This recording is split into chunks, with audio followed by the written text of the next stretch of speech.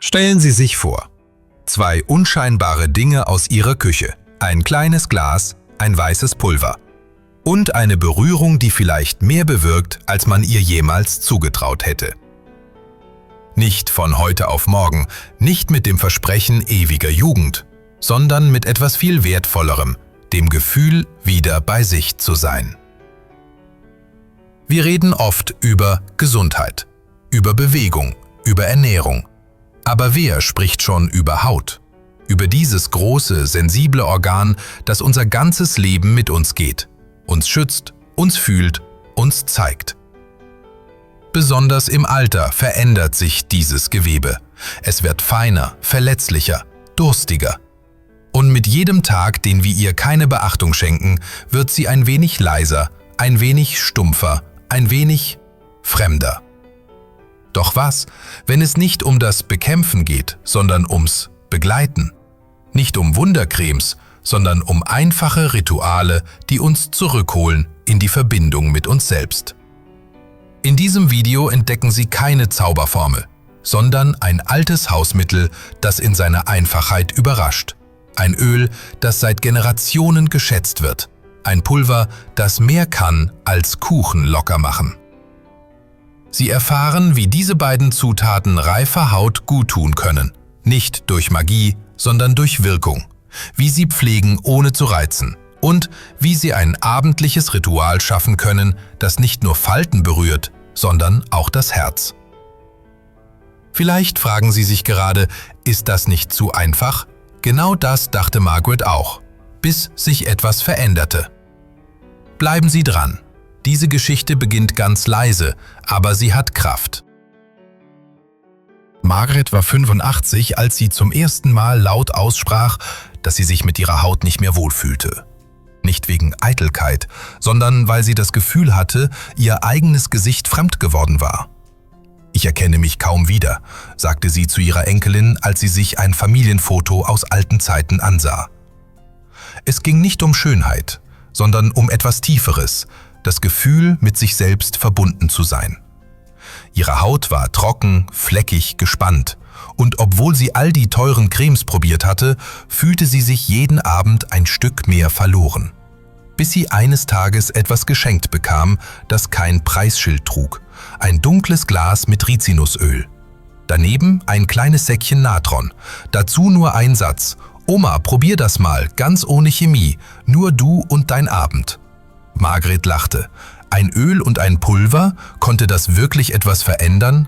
Sie hatte keine Erwartungen, aber sie hatte Zeit und sie hatte das Bedürfnis, sich wieder zu spüren. Also begann sie, ganz leise, jeden Abend ihre Hände einzuölen, mit warmem Wasser zu waschen, die Mischung sanft in die Haut zu klopfen, während das Radio im Hintergrund spielte. Nach einer Woche spürte sie, ihre Haut war nicht jünger, aber sie war weicher. Und sie selbst war weicher mit sich geworden. Nach 2 Wochen fragte ihre Freundin beim Kaffeeklatsch: »Sag mal, du siehst irgendwie ausgeruhter aus. Was machst du anders?« Und Margaret antwortete mit einem Lächeln, das sie seit Jahren nicht mehr gespürt hatte. »Ich nehme mir Zeit für mich, jeden Abend, nur für mich.« Sie hatte nichts an sich verändert, aber alles an ihrer Haltung. Manche Dinge stehen seit Jahren im Schrank, ohne dass wir wissen, was wirklich in ihnen steckt. Ein kleines, dunkles Glas. Zähflüssig, fast klebrig. Viele erinnern sich mit gemischten Gefühlen daran, Rizinusöl. Doch wenn man sich die Geschichten unserer Großmütter anhört, klingt dieses Öl plötzlich wie ein Schatz.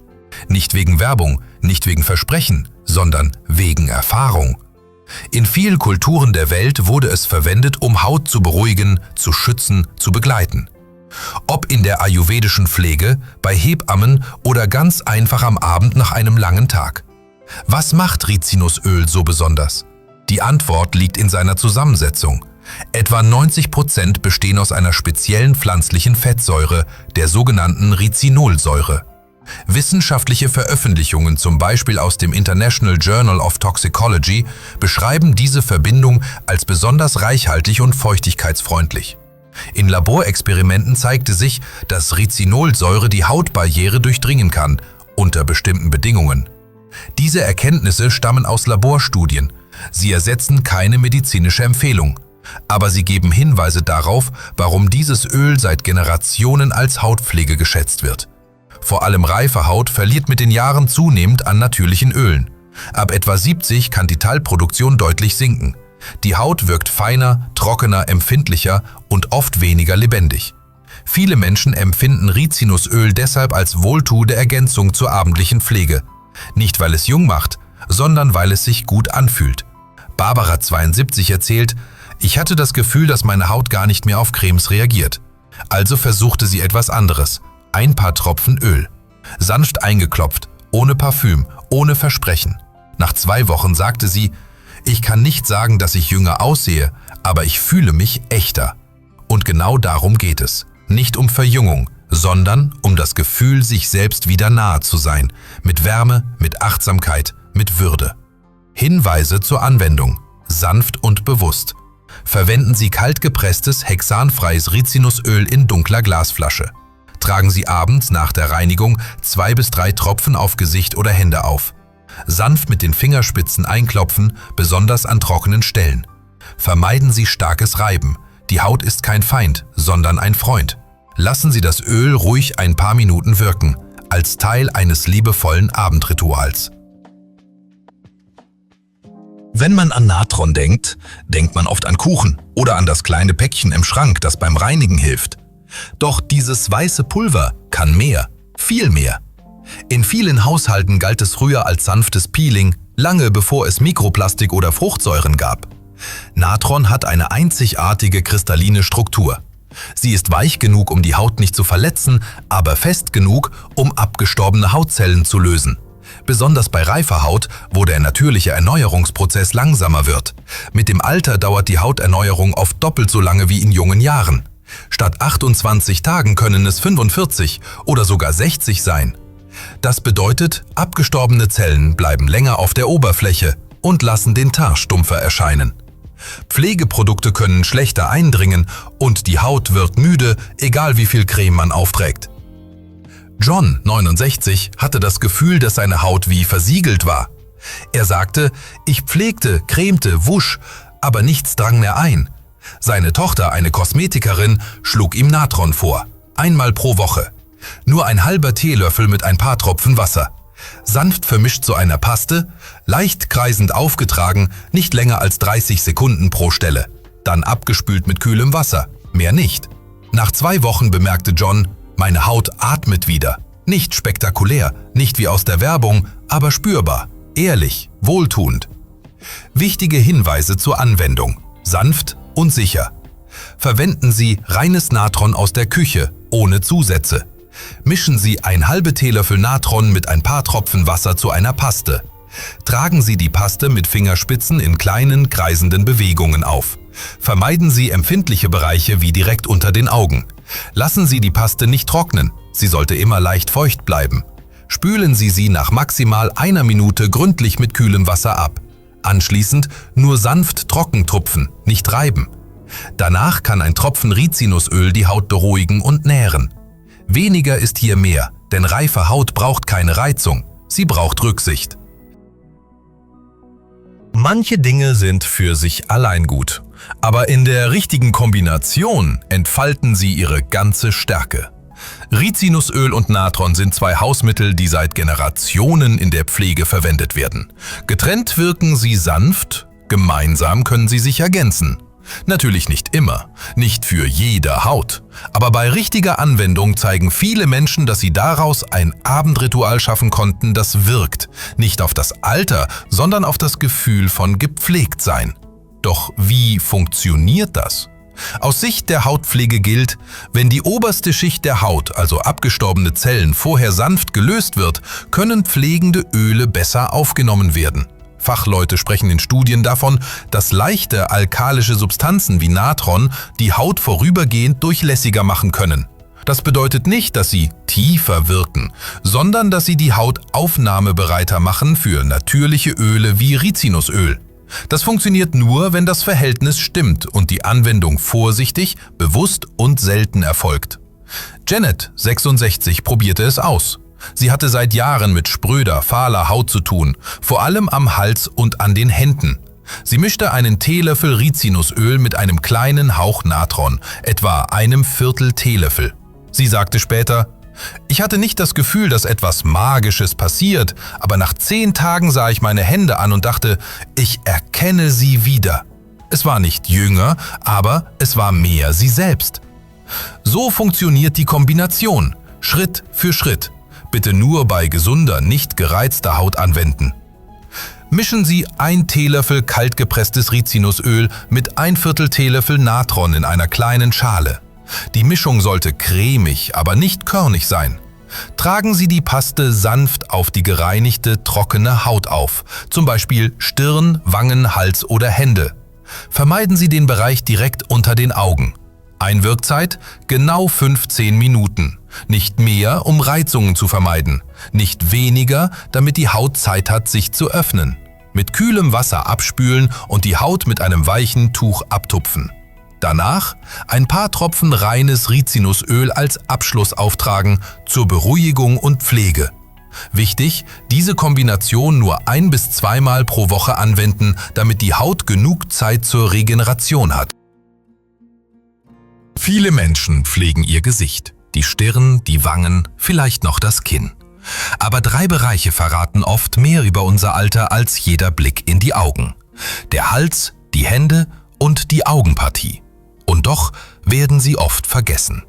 Nicht aus Absicht, sondern weil uns niemand beigebracht hat, wie wichtig sie sind. Der Hals. Die Haut am Hals ist dünner als im Gesicht, aber sie muss mehr aushalten. Jeden Tag bewegt sie sich hunderte Male, trägt unseren Kopf, spannt, dreht, neigt sich.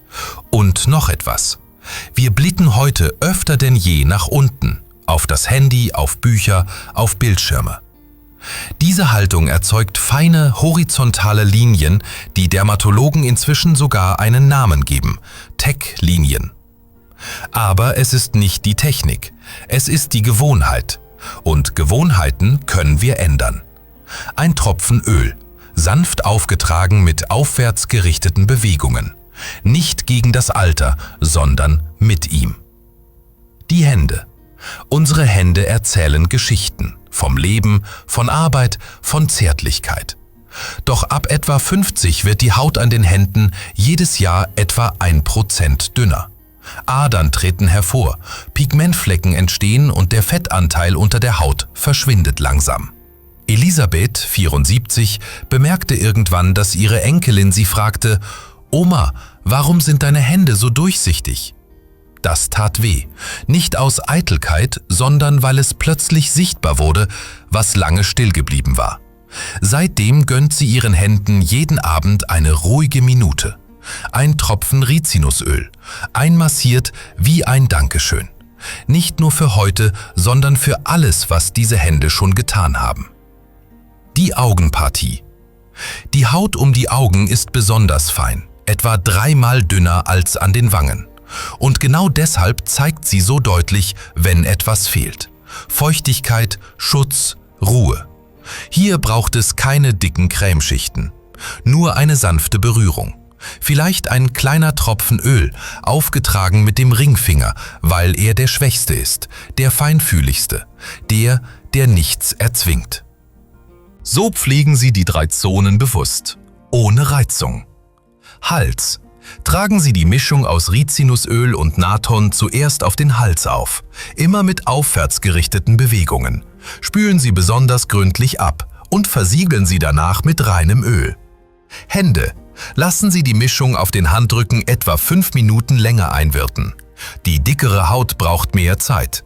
Danach 1 Tropfen Öl auf Gelenke, Nagelhaut, Fingerzwischenräume. Augenpartie. Reduzieren Sie die Natronmenge leicht, um eine sanftere, öligere Konsistenz zu erhalten. Tragen Sie nur den Ölanteil auf, kein mechanisches Peeling. Klopfen Sie ihn vorsichtig ein, nie reiben. Denn diese 3 Zonen sind nicht nur empfindlich, sie sind kostbar und sie verdienen mehr als bloße Aufmerksamkeit. Sie verdienen Zuwendung. Manche Dinge entfalten ihre Kraft nur in der Stille. So wie Blumen in Morgengrauen oder Erinnerungen, wenn das Haus schläft.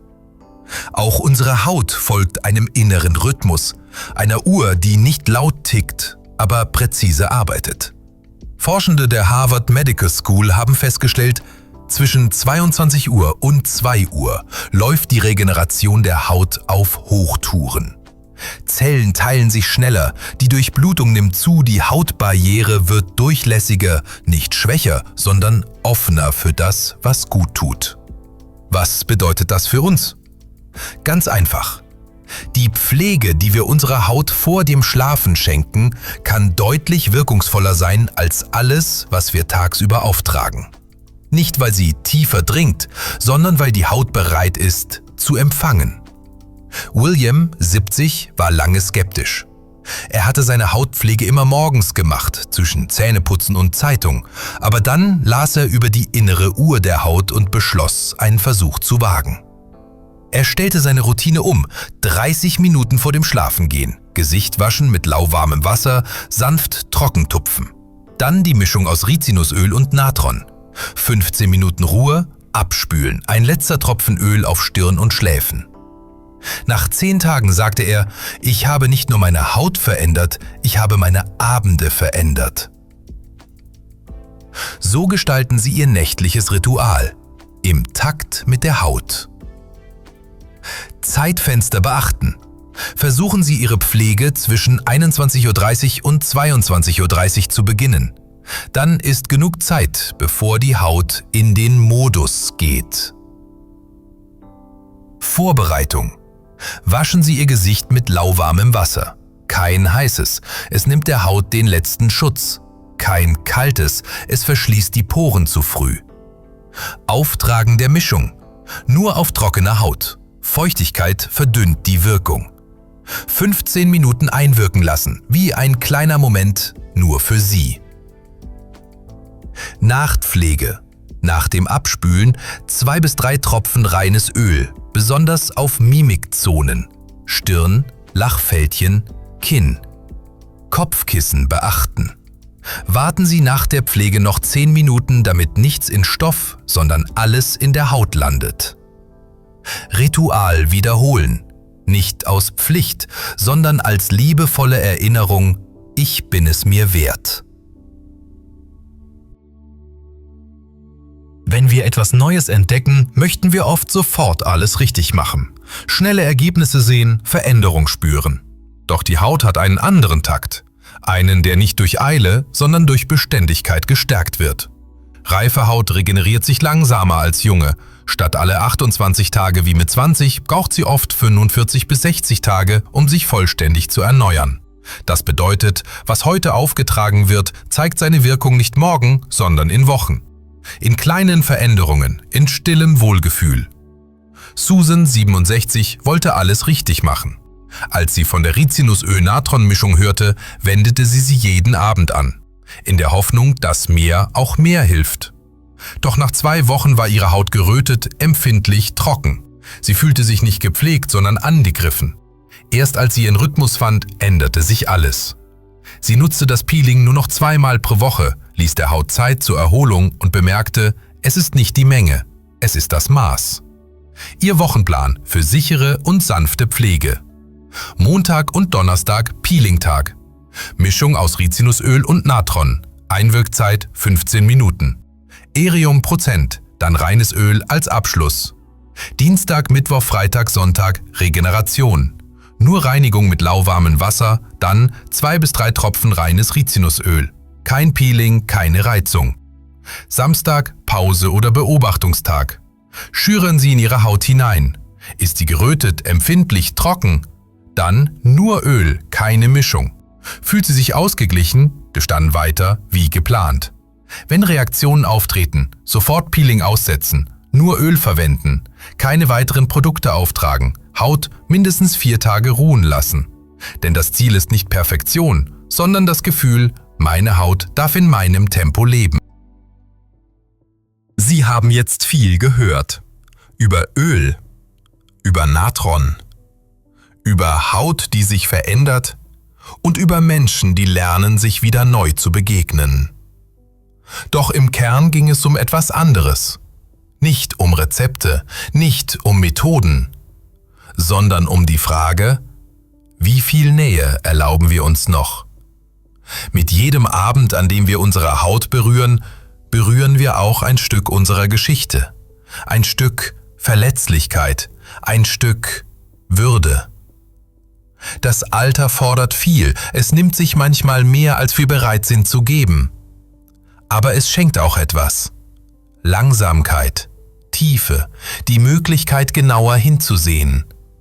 Vielleicht ist das wahre Anti-Aging nicht das, was Falten reduziert, sondern das, was uns sanfter mit uns selbst werden lässt. Wenn Sie heute Abend Ihre Hände einölen, denken Sie nicht an Jugend, denken Sie an Fürsorge, an den Moment, an sich. Und wenn Sie etwas aus diesem Video mitnehmen möchten, dann vielleicht diesen einen Satz. Ich bin nicht weniger wert, nur weil ich älter bin. Ich bin mehr geworden. Pflege ist kein Kampf gegen das Alter, sondern eine Form von Zuwendung. Haut reagiert nicht auf Druck, sondern auf Wiederholung, auf Achtung, auf Liebe. Und der wichtigste Wirkstoff ist nicht in der Flasche, sondern in der Entscheidung, ich nehme mir Zeit für mich. Wenn Sie sich wiedererkannt haben, ob in der Geschichte von Margaret, William oder Susan, schreiben Sie gerne in die Kommentare. Welche Stelle Ihres Körpers braucht Ihrer Meinung nach gerade am meisten Zuwendung? Ist es Ihr Hals? Ihre Hände? Ihr Blick in den Spiegel? Wir lesen jede Zeile mit Respekt, denn jeder Mensch verdient es, gesehen zu werden, auch mit 60, 70, 80 oder darüber hinaus. Wenn Sie das Video hilfreich fanden, freuen wir uns über ein Like. Abonnieren Sie Würdevoll Leben für weitere Impulse, die nicht nur informieren, sondern verbinden. Teilen Sie dieses Video mit jemandem, der denkt, dass einfache Mittel keine Wirkung haben. Vielleicht verändert es etwas. Vielleicht ist es der Anfang eines neuen Abends.